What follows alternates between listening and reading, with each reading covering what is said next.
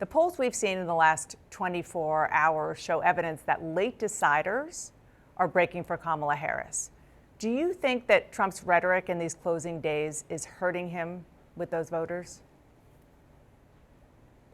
Well, I'll just tell you that the voters I sat down with in Detroit, Michigan on Tuesday, Ohio on Wednesday, and Philly on Thursday, African Americans, Hispanics, Jewish voters, all seem to have momentum behind Donald Trump. It's going to be a very, very good day for Donald Trump on Tuesday. And frankly, McCormick will win Pennsylvania. Without question, Bernie Moreno will win Ohio. And I'm really confident that Mike Rogers will win Michigan as well. And the reason why is that the voters are listening to our closing arguments on the border. They're listening to it on crime. They're really excited about school choice. We did a school choice event in Philly, Dana.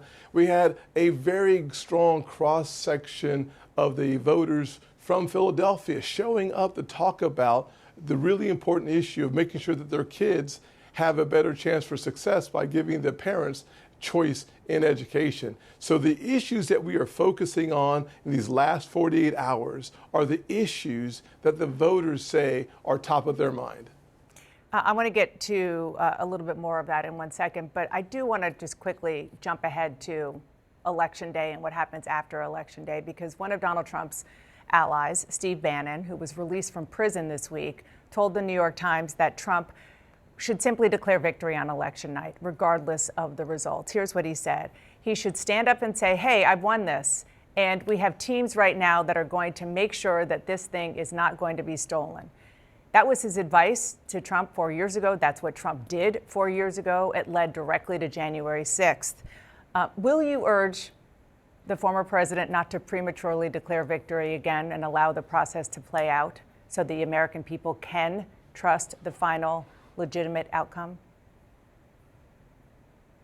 Dana, we're looking forward to a very good day on Tuesday night without any question. I'm excited to see that the battleground states that we've just talked about are all leaning towards Trump. So the good news is we will have a fair election and Donald Trump will be our next president. I look at the facts that in Wisconsin, when I was in Wisconsin just recently, the voters are heading in our direction. And the good news is 2 out of 3 voters want to vote in person in Wisconsin, even though they have mail-in ballots. You just showed a stat a few minutes ago where 400,000 votes swing towards Republicans in Pennsylvania. You take the number of Democrats not voting and the number of Republicans who have registered, and that's before you add on top of that the 300,000 Jewish voters who find themselves being polarized away from the Democrat Party. This is going to be a very good election, and we, the people, will make that decision.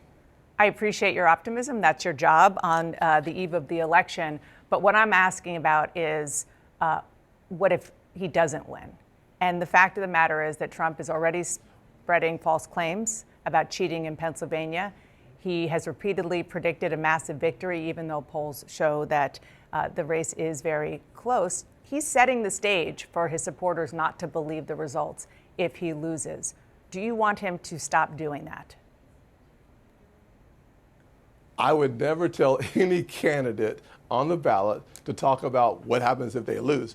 Obviously, you're going to lean into the victory, especially I when the appreciate latest that, Senator. polls Forgive me, in battleground states but spreading says false that you're rumors, running forward. You're running ahead of your candidate. Totally, Listen, but saying false Dana, things you and I about disagree on this one. fraud totally disagree on this is one. not. You think it's okay to spread false rumors about fraud and undermine the integrity of the election, regardless of what happens?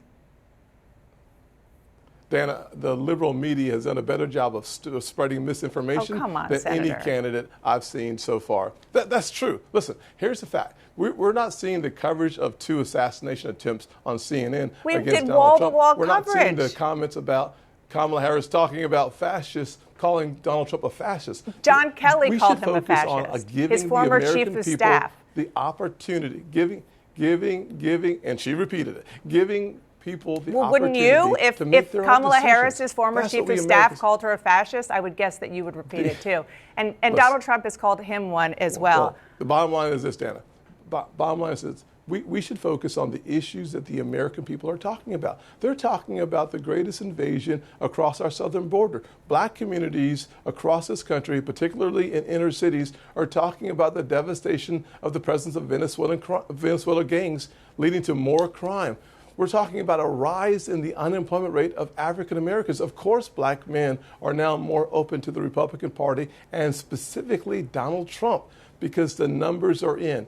Kamala Harris and Joe Biden, they've done a terrible job addressing the issues Senator. of black men. Therefore, looking at the Donald Trump years, we saw low unemployment and high enthusiasm.